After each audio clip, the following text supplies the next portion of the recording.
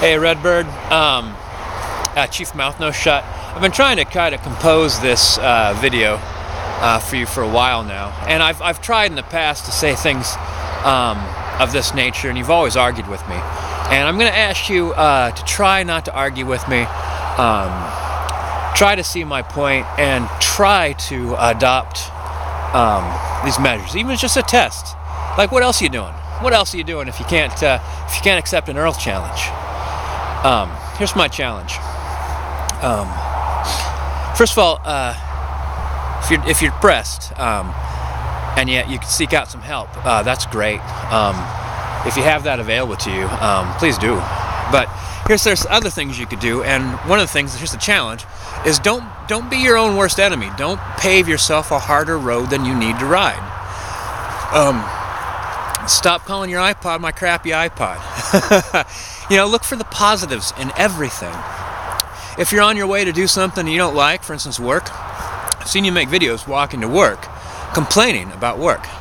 You put yourself in a bad mindset, then you arrive in a bad situation, and lo and behold, you have a bad time. I mean, you're probably going to have a bad time anyway, but, trust me when I say you could actually build defenses to a bad time, so when you arrive, it just kind of like goes around you. I was just saying, stop trying to fight the very life you're living. You could live a whole life making minimum wage, and you could be very, very satisfied. But you have to try to be satisfied. You have to make do with $5 in your wallet. When you used to go to McDonald's and get like a little sandwich so you could use the internet. Like, you did the best you could to get what you wanted with what you had, and that's what life is. You could constantly recite the negatives, and all that's going to do with your mind being chemical and electrical, is make the negatives easier to express. Make the negatives easier to spot. There's the negative, rather than to try the reverse and strengthen yourself against the negatives. Find the positives easier to spot. Rather than complaining how long it took you to get your sound system to work for your guitar, it's a triumph to get that thing hooked together.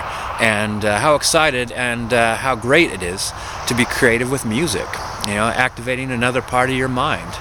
So that's my challenge, is just like music activates another part of your mind, you yourself can consciously choose to seek out positives, not call things by negative names, not refer to things in a negative manner.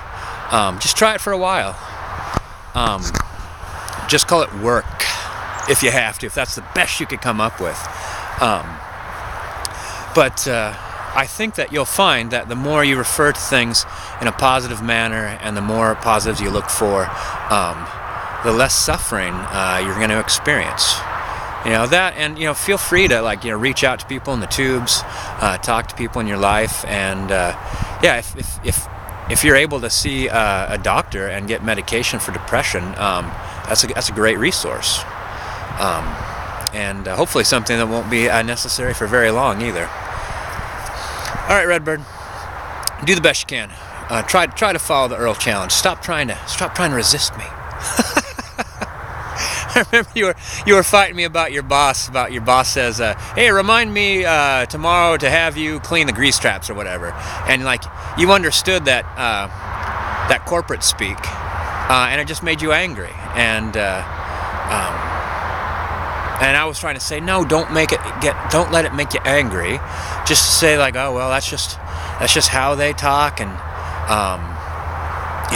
I'm going to throw myself into the situation so that this guy knows I'm cooperative and a self-manager, and my days will just go easier, rather than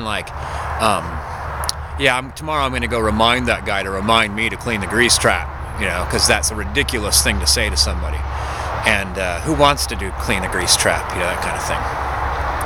Clean the grease trap with a smile. We all know it sucks, but if you're smiling, at least there might be a chance that you might enjoy it, if only for the irony of it, Redbird. All right, buddy. All my best wishes to you and my friendship as well. So take care of yourself.